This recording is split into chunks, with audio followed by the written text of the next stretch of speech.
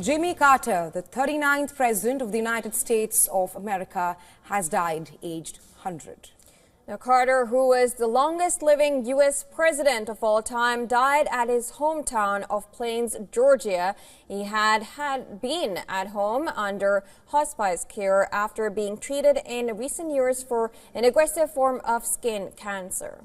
Carter, a Democrat, Baptist peanut farmer and a Nobel laureate, rose from humble beginnings in rural Georgia to lead the nation from 1977 to 1981.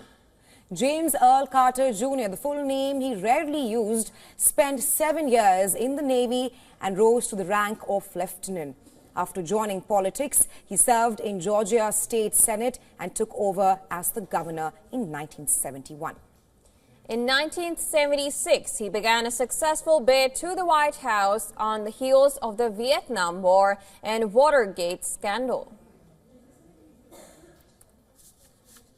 Jimmy who? Jimmy Carter.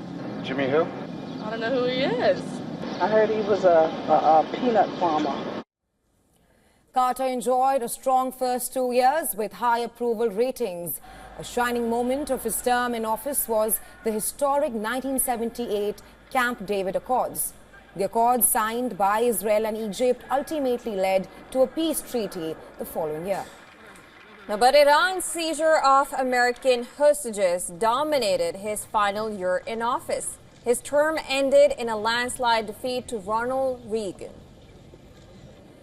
In 1982, he founded the Carter Center, which has focused on conflict resolution, promoting democracy and human rights, and fighting disease. He and his wife, Rosalind, helped build houses for the charity Habitat for Humanity for decades. Carter was awarded the 2002 Nobel Peace Prize for his work after leaving the Oval Office. He was often described as the best former president America ever had. The American flag was lowered to half-staff on Capitol Hill following the announcement of his death. President Biden said that America and the world lost an extraordinary leader, statesman, and humanitarian. Today, America and the world, in my view, lost a remarkable leader. He was a statesman and humanitarian. And Jill and I lost a dear friend. U.S. President-elect Donald Trump said that Americans owed Jimmy Carter a debt of gratitude. In his tribute, former President Barack Obama said that Carter taught all of us what it means to live a life of grace, dignity, justice, and service. French President Emmanuel Macron paid tribute to Carter for defending the most vulnerable and fighting for peace.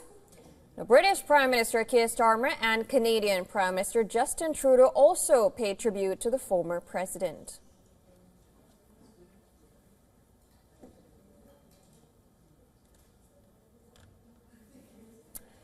And for more on this, we are now being joined by Mark Merowitz from New York. He's a professor at the State University of New York Maritime College and political analyst. Welcome to World DNA, Mr. Merowitz. Hi, how are you? Thank you. Very well. Now, Jimmy Carter dedicated his life towards humanitarian work even after leaving office. Talk to us about his legacy and the contributions he has made to American politics and society. As you described, it's a bit of a mixed bag. He had an extraordinary accomplishment by bringing out the Camp David Accords and peace between Egypt and Israel, and the momentous meeting between Menachem Begin and Anwar Sadat. This was a world-shaking event. And of course, you mentioned his humanitarian work, for which he got the Nobel Prize. But the Iran hostage crisis, which you alluded to, was a definite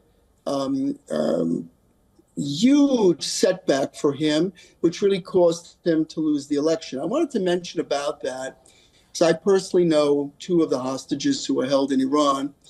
And the one thing they said about Carter, although he mismanaged the crisis, and I'll mention something about that, that he was enormously committed 24 hours a day to helping those hostages be released. And even after when they were released, only when President Reagan was inaugurated after Carter left from office in January 20th, 1981, He asked President Reagan if he could go to Germany and meet the hostages after they were released from Iran. This is how personally committed he was.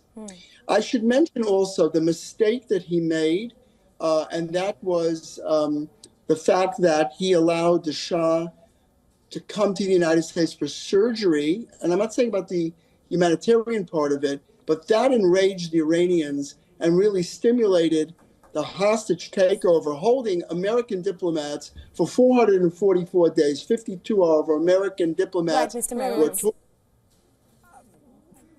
Right, Mr. Merowitz. Absolutely. Now, he also earned the reputation of a better former president. If you could also remember, how did you remember him as somebody who was, also awarded the Nobel Peace Prize? How did you look at him? What do you remember of him as a former president? Yes, I just want to add as an aside that my understanding is that what Carter did, because he was very concerned when he did the hostage rescue and our soldiers were killed in the rescue of the Iranian hostages, he committed himself to provide scholarships for the children of those soldiers who were killed in that hostage rescue for the rest of their education.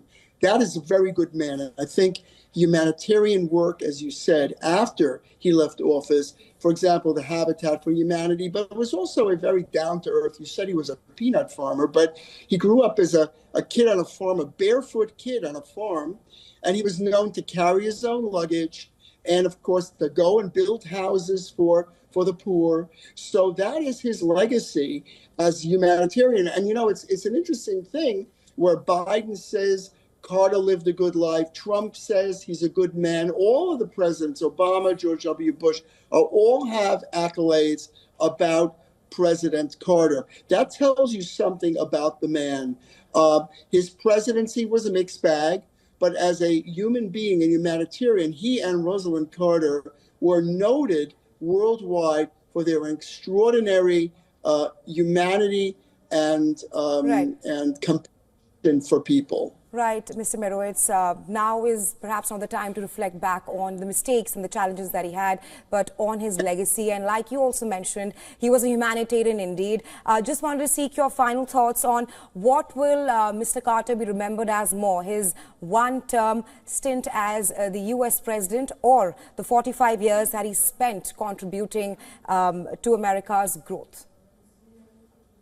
Well, I'm going to be very candid. I think he'll be remembered for both. I think his presidency was, as I said, mixed and balanced between successes and failures. But I do think his work all those years after he left office will be the indelible mark for his legacy and will be remembered and honored for the humanitarian work that he did. No question about it. He's an American president, widely respected, and as I mentioned, by all political parties, found him to be a decent man, and everyone who met with him always found him to be, and Rosalind too, very deeply faithful, decent, good people, and that is his legacy overall. Despite everything else political, he was a good man, and that's what counts. Right, Mr. Merowitz. Thank you so much for joining us on World and sharing your thoughts with us.